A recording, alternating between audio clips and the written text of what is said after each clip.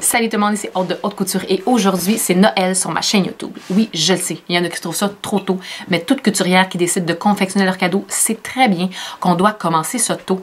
Aujourd'hui, je fais les cadeaux qui seront pour les professeurs de ma fille. J'espère que vous allez aimer l'idée. On peut partir ça maintenant.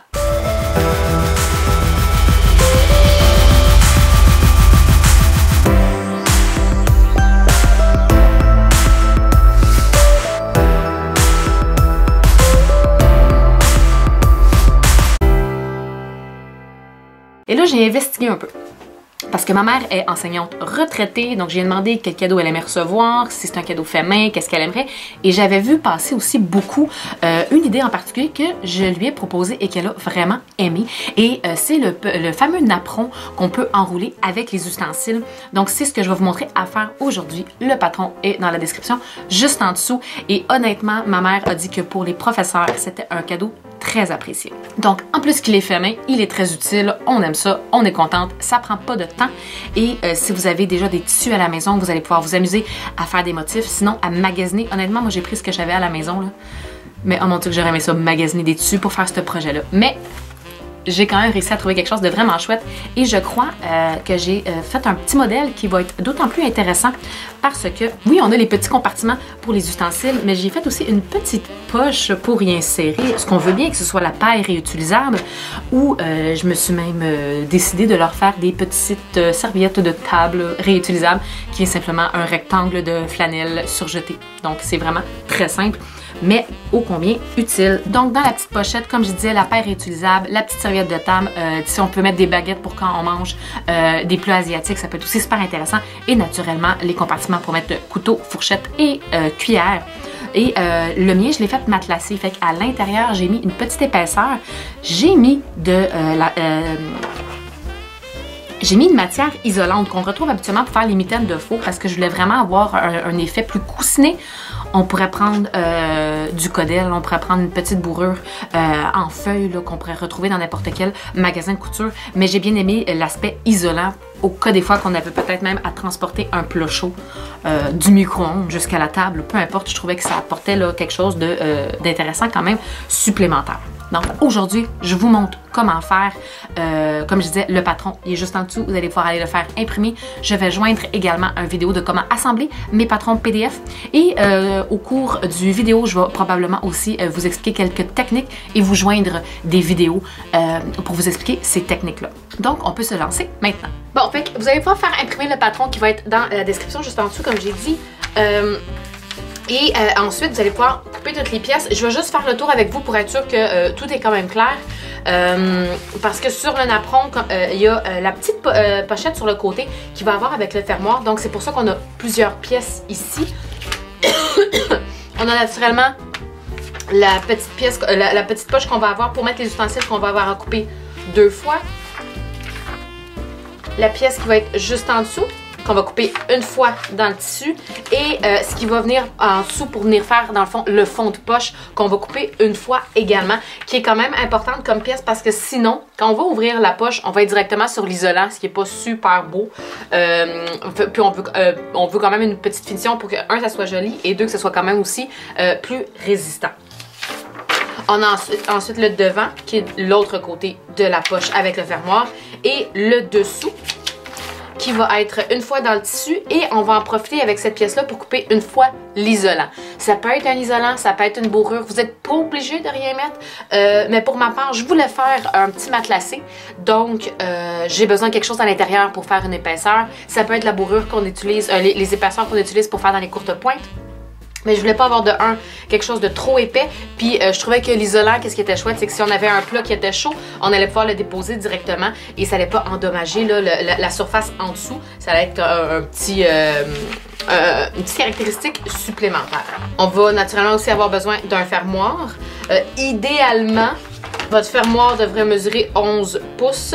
Puis si je regarde en centimètres, environ 28 cm.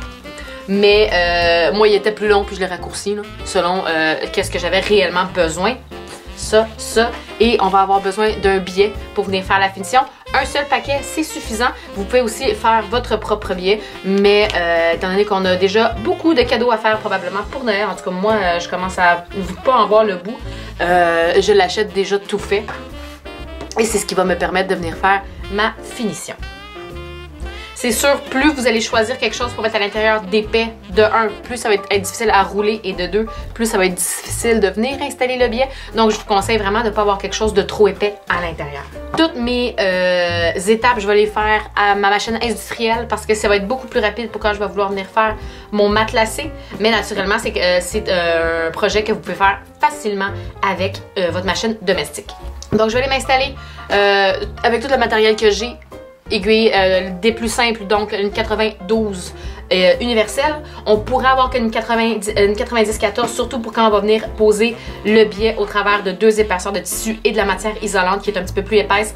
On va avoir des jonctions aussi avec le fermoir et avec la poche où est-ce que ça va être plus épais. Donc rendu là, oui, peut-être que la 90-14 pourrait être intéressante, mais tout dépendant de votre machine, là, la 92 peut quand même faire la job. Et moi, personnellement, je vais les mettre en fil rouge pour avoir un fil contrastant quand je vais venir faire mon matelassé et du fil de polyester. Donc, je suis venue m'installer à ma machine. J'ai enfilé avec la bonne couleur naturellement et la bonne aiguille. J'ai amené tout ce que j'avais besoin. J'ai aussi amené 2 crayons marqueurs, un blanc et un mauve, parce que sur mon tissu, je vais venir marquer sur ma poche rouge. Ça va vraiment aller mieux avec mon blanc. Et sur, naturellement, mon tissu avec les petites fraises, que je trouve quand même vraiment cute pour un apron, je pourrais pas venir le marquer avec le blanc naturellement. Donc, c'est là que mon crayon mauve va venir être très utile. Personnellement, pour faire du matelassé, je préfère y aller avec des crayons qui partent à l'eau. Comme ça, je peux prendre vraiment mon temps pour le faire parce qu'il y a certains crayons qui partent à l'air, qui partent vraiment rapidement. Fait que des fois, il faut comme refaire certaines marques pour être sûr d'être très bien placé, là, de faire des lignes bien droites. Mais quand même, là, je pense que mon crayon en ce moment, c'est un crayon de qualité, donc ça devrait bien aller. Fait que j'ai tout amené avec moi, il manque juste mon isolant que je vais aller chercher. Mais sinon, on va y aller naturellement étape par étape. La première étape va être de venir faire notre poche. Et la première chose que je vais faire, ça va être de venir marquer tout de suite là où est-ce que je vais faire les compartiments là, pour les ustensiles.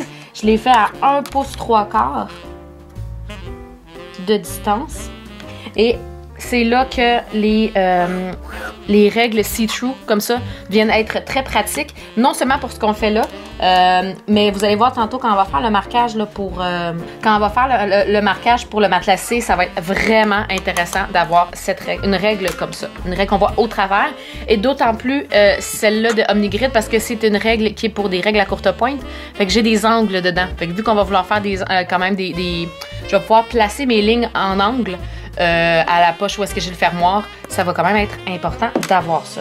Donc, je suis venue faire mes marques sur mon endroit.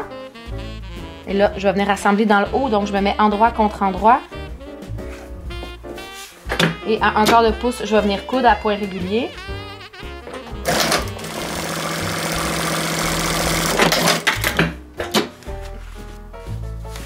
Et là, vous pouvez venir presser. Moi, ce que j'aime bien faire, c'est venir faire une sous-piqûre.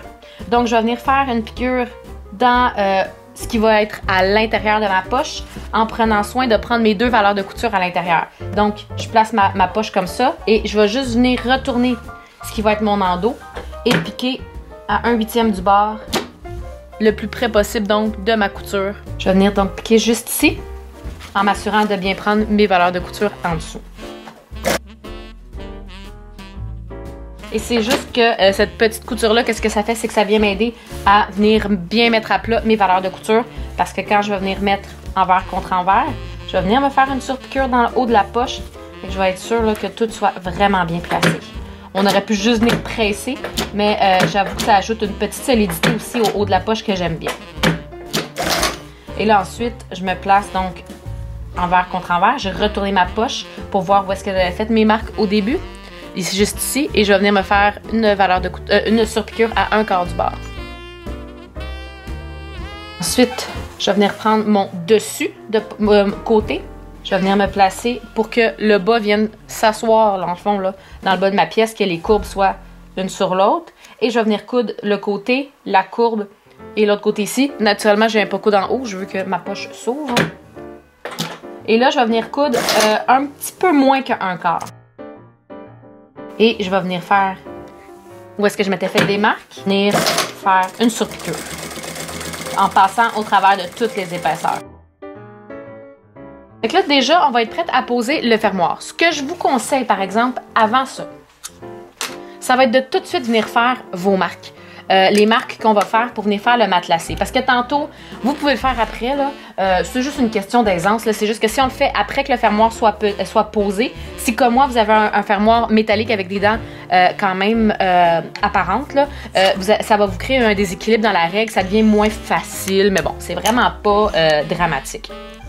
Quand je vous disais que c'était chouette ma règle parce que j'ai un angle de 45 degrés, je veux que mon matelassé respecte cet angle-là. Fait que je vais venir placer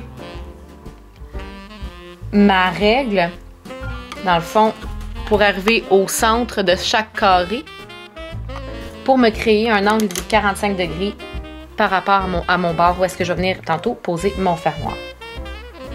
Fait que je viens me placer, je viens me faire une ligne. Et à partir de cette ligne-là, je vais venir tracer mon matelassé. Donc, à partir de cette ligne-là ici. Et là, c'est à vous de décider, est-ce que vous voulez avoir des lignes à 1 pouce d'intervalle ou 2 pouces? Moi, pour ma part, je pense que je vais le faire à 2 pouces. Puis la beauté de la chose, c'est que si jamais je change d'idée, bien, j'en ferai à 1 pouce. Mais on peut pas faire le contraire. Donc, à chaque 2 pouces d'intervalle, je vais venir me faire ma ligne. Et je m'assure de toujours être bien parallèle. Après ça, je vais me tourner de côté. Et je vais venir me placer pour que je parte à 2 pouces du coin. Ben 2 pouces et quart en fait, parce que je vais avoir une valeur de couture. Et je m'assure d'être perpendiculaire cette fois-ci aux lignes. Donc ma première à 2 pouces plus loin, en m'assurant d'être bien perpendiculaire, je viens faire mes autres. Et là, tout de suite, on voit le motif qui s'est créé. Puis honnêtement, pour avoir fait mon test à 1 pouce, j'aime vraiment plus à 2 pouces. Je trouve qu'étant donné que mes fraises sont toutes petites, toutes délicates, si j'avais fait encore un motif plus délicat aussi, j'ai l'impression que ça aurait créé beaucoup ça aurait surchargé mon tissu. Fait qu'à 2 pouces d'intervalle, je pense honnêtement que ça va être ce qu'il y a de mieux. Donc, une fois que j'ai fait ce tracé-là, je vais pouvoir venir prendre mon fermoir et me placer. Je m'assure quand je viens poser mon fermoir d'avoir assez d'espace pour venir poser mon billet tantôt. Fait que naturellement, moi j'ai coupé mon fermoir en conséquence, mais ça va être super important de venir le faire. Fait que si vous avez un billet de 1/4 de pouce, vous devez vous assurer que votre stopper arrive à 1/4 de pouce. Si vous avez, comme moi, un qui mesure 1 demi-pouce, vous vous assurez d'en avoir un demi-pouce de distance là, entre le bord et le début de votre fermoir. Donc, je viens me placer. Je fais un petit peu plus qu'un demi-pouce mon stopper, mais à peine, juste pour dire que je vais avoir là, une petite distance entre les deux. Je viens coudre le plus loin possible et là, je vais venir tasser mon curseur, le remonter en haut pour toujours être bien placé. Et je viens bord à bord coudre mon fermoir. Et là, je vais venir prendre ce qu'on avait fait tantôt, c'est-à-dire avec la poche, puis je vais venir me mettre sur l'autre côté. Je m'assure de partir à la même place, c'est-à-dire que je pars dans le bas également partout. Je vais descendre mon curseur pour pas qu'il vienne me gêner. Et quand je viens coudre, mon pied, là, il est vraiment à côté le plus possible sur mes dents. Pour respecter la valeur de couture de mon tissu et mon fermoir. Une fois que je suis arrivée assez loin, je vais monter mon curseur pour pas qu'il soit dans mon chemin. Je vais venir réduire un petit peu mon épaisseur seulement de tissu, pas le fermoir. Je vais venir couper juste un petit peu de tissu. J'aime bien venir utiliser des ciseaux comme ça pour venir faire ça parce que je veux vraiment pas prendre le fermoir. J'y vais petit peu par petit peu. Parce que ça, à l'intérieur ça va être à l'intérieur de la poche dans le fond et on va voir quand on va ouvrir le fermoir. Et ça fait pas super joli. Fait que là, étant donné qu'on va venir faire la même surpiqûre que de l'autre côté, le plus près du bord du fermoir possible, ça va venir cacher le tissu. Mais pour être sûr de ne pas voir de tissu dépassé, le tissu de petite fraise, ben j'en réduis de moitié ma valeur de couture. Puis après avoir fait ma surpiqûre, en fait, quand je vais avoir fait ma poche, je vais vous montrer qu'est-ce que je veux dire. Je l'ai coupé, je vais pouvoir venir me retourner et venir faire une surpiqûre. Donc, une fois que mon fermoir est posé, je vais venir prendre mon dessous de fermoir, donc ce qui va venir en dessous de mon côté. C'est dessous-côté, je pense que je l'ai identifié. Je vais venir me mettre comme ça. Et là, c'est pour ça ici que je suis venue faire ma surpiqûre. Comme ça, quand on va venir ouvrir la poche, la finition va être belle. Là, théoriquement, ma surpiqûre, je vais en refaire une par-dessus pour venir prendre tout ça ensemble. Fait que j'aurais pu la faire tantôt, ma surpiqûre. Je l'ai faite là, mais théoriquement, j'aurais pu attendre avant de la faire. Je vais venir me mettre sur... Je vais vous montrer quand est-ce qu'il aurait été préférable de la faire. Je vais la faire avec vous de toute façon. Je me mets sur l'envers et je vais venir mettre mon tissu. Si vous avez un côté, le endroit devrait être sur votre envers. Mais moi, c'est la même des deux côtés, donc c'est pas important. Le bord de mon tissu va venir sur le bord de mon fermoir. Et seulement sur les courbes dans le bas et l'autre côté, mais pas en haut. Je vais venir faire une petite couture à 1/4 de pouce, un petit peu moins qu'1/4 de pouce. Je vais tasser mon curseur pour quand j'arrive dans le haut. Parce que sinon, ça me crée trop d'épaisseur et ça sera vraiment pas le fun à faire. Je vais juste m'assurer par contre que mon fermoir, même s'il est ouvert, il est placé de sorte que mon tissu y arrive sur le bord du fermoir, du galon du fermoir, de l'autre côté. Bon, une fois que vous avez cousu partout en haut, moi j'étais tout de suite allée faire ma surpiqûre, mais il ne fallait pas. Ce qu'on va faire, c'est qu'on va venir coudre les valeurs de couture qu'on a cousues de la pièce devant et le fermoir. On va venir les coudre avec le dessous de côté qu'on vient de poser. Là, je suis juste en train de défaire mon erreur. Je vais venir me placer bord à bord, le devant, le fermoir et la poche. Donc, j'étais comme ça ici. Je suis venue coudre là. Je vais venir prendre les valeurs de couture du fermoir et de la pièce devant qui sont de ce côté-là et la pièce que je viens de faire. Je vais envoyer tout ça vers le devant et je vais venir, dans le fond, recoudre par-dessus la même place où est-ce que j'ai fait ma première pose de fermoir. C'est-à-dire que quand j'ai cousu mon fermoir avec ma pièce devant, je vais venir recoudre exactement sur cette pièce-là, en prenant soin, bien évidemment, de venir prendre la pièce du dessous-côté. Donc, je peux encore me fier aux dents de mon fermoir. Je peux me coller le pied dessus. Comme ça ici. Ce qui fait en sorte que quand ma poche est ouverte, bien, elle est fermée avec mon fermoir de l'autre côté et elle est ouverte avec mon dessous-côté ici. Et là, la seule chose qui va rester à faire pour cette petite partie-là, ça va être de venir faire une surpiqûre seulement pour faire joli, de la même distance qu'on a faite du côté de la poche. Donc là, vous allez pouvoir aller chercher votre petite pièce isolante. En fait, la première chose que je vais venir faire, c'est venir mettre mon dessous, mon dos que j'ai nommé. Je vais aller la presser un peu parce qu'elle est un petit peu froissée, puis je veux vraiment qu'elle soit bien à plat. Mais une fois qu'elle va être bien pressée, je la mets avec l'envers que je vois. La pièce isolante par-dessus et le napperon dessus. Et là, je vais aussi aller chercher mes pinces parce que pour ce qui s'en vient, ça va être beaucoup plus facile qu'utiliser des épingles. Fait que si vous avez les pinces Prime ou Clover ou peu importe, là, allez vous les chercher, ça va être quand même très utile. Et avec mes pinces, je vais essayer de me placer là, le mieux bord à bord partout. Et avec mes pinces, je vais venir m'installer tout le tour. Et là, après ça, c'est pour vous. Vous décidez de faire votre matelassé avant ou faire le tour avant. C'est pour vous. Moi, pour ma part, je vais faire le matelassé avant. Je me retourne là, pour m'assurer que je suis aussi bien bord à bord sur mon envers. Et là, je vais venir faire mon matelassé.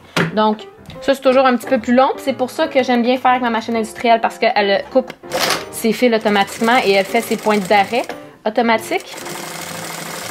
Je vais venir faire sur les lignes que je me suis faites et j'arrête où est-ce que j'ai ma surpiqûre. Je vais venir faire ça naturellement sur toutes les lignes que je m'étais faites.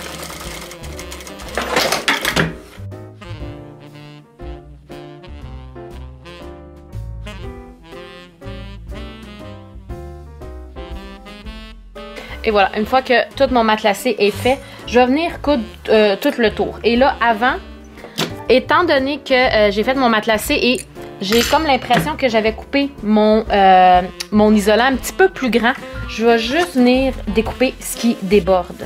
Pour que quand je vais venir poser, en même temps je vais couper les bouts de fermoir qui dépassaient, hein, Pour que quand je vais venir poser mon billet, ça va être beaucoup plus facile si je suis vraiment bien bord à bord.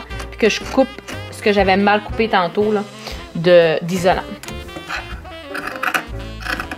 C'est pour ça que je préfère venir faire ma couture de tour après avoir fait mon matelassé. Fait que là, je vais me placer le plus près du bord possible et je vais venir faire tout le tour de mon apron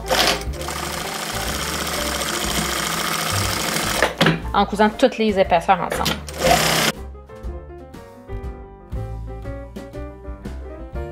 Et après ça, on va pouvoir venir poser le billet. Le billet, je ne me fais pas une grandeur prédéterminée. Je vais venir couper dans le fond le surplus que je vais avoir. Je vais commencer sur mon envers. Le côté le plus long, parce qu'il y a un des deux côtés du billet qui est plus long que l'autre. Donc le côté le plus long, c'est ce qui va aller sur mon endos, donc le dos du napperon. Je vais venir me placer sur le bord. Et idéalement, je devrais me placer dans le bas du napperon. Et je vais venir coudre dans le creux du billet. Ce qui équivaut à un demi-pouce du bord. Dans la courbe, je vais vraiment prendre mon temps. Je peux tendre un peu, mais pas trop. Et là, pour celles qui ont vu mon vidéo de fil thermocollant, c'est là que ça aurait pu être très intéressant à venir utiliser. Même que j'aurais dû faire ça. Je m'assure que quand je vais y arriver, que mon curseur est bien vers le napperon, parce que sinon je vais le coudre. Puis ben, ça sera vraiment pas drôle, même que je vais le baisser là, pour être sûr de pas qu'il soit pas dans mon chemin. Et là, je vais juste me découdre un peu. Tantôt, quand je suis partie, là, j'aurais dû me laisser 1 pouce. Avec la magie du montage, je vous ai laissé une note dans le bas du vidéo. Parce que il aurait fallu que je vienne replier de 1 demi-pouce. Et après ça, je vais venir coudre jusqu'à ce repli-là. Jusqu'ici. Pour que quand je vais le retourner, il va être caché. Et je vais même en profiter tout de suite pour coudre ensemble. Fait que là, j'ai replié de 1 demi-pouce. Je le laisse replier. Et je vais venir coudre lui que je viens de placer, de mettre en dessous, là. Ensemble. Donc, je les ai cousus comme ça ici. Et là, après, je vais pouvoir venir envelopper avec mon billet, mais étant donné que j'ai vraiment beaucoup d'épaisseur, je vais venir en enlever. Donc, sans couper le billet, naturellement, je vais venir réduire de moitié là où je viens de coudre.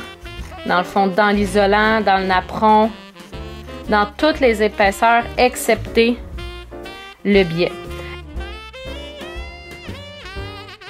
Bon, fait que pour la deuxième passe d'élastique, pas d'élastique, mais de billet, ça va être très facile. C'est juste qu'on va le retourner de bord. On va venir coudre le plus près du bord du billet possible.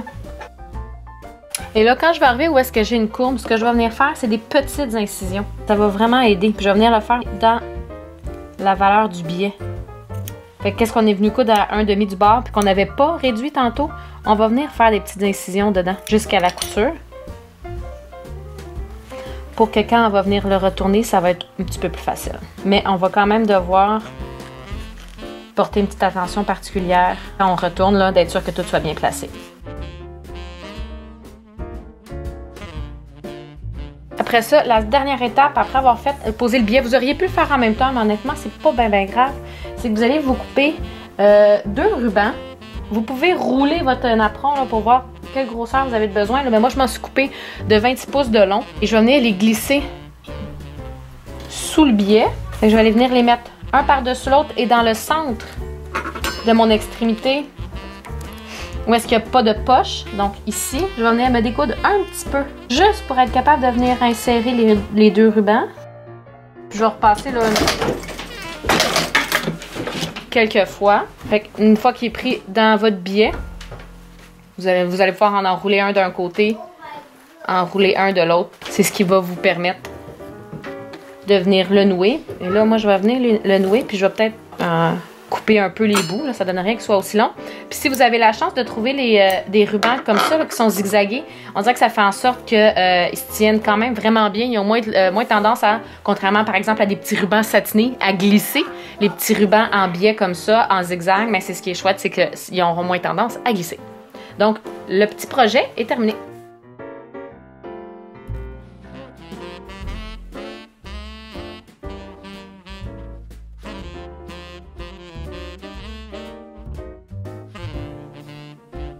Donc, et voilà, j'espère que vous avez trouvé ça simple. On a fait quand même plusieurs étapes pour avoir vraiment le napperon technique optimal. Et je pense qu'il va être très apprécié et j'ai vraiment envie de m'en faire un à moi aussi et peut-être même en faire quelques-uns pour mettre dans les bas de Noël. Ça peut être quand même très apprécié, je crois. Comme d'habitude, si vous avez des questions, gênez-vous pas. N'hésitez pas aussi à laisser des petits commentaires juste en dessous, à vous abonner si ce n'est pas déjà fait. Et si vous êtes intéressé à en savoir un petit peu plus sur la couture et pousser vos connaissances, sachez que je donne toujours des cours en ligne avec mon abonnement haute couture. Et dorénavant, la façon de suivre l'abonnement a changé. Donc, si vous êtes intéressé à en savoir plus, je vous invite à aller sur la plateforme sur laquelle je donne mes cours. Encore une fois, toutes les adresses seront dans la boîte de description.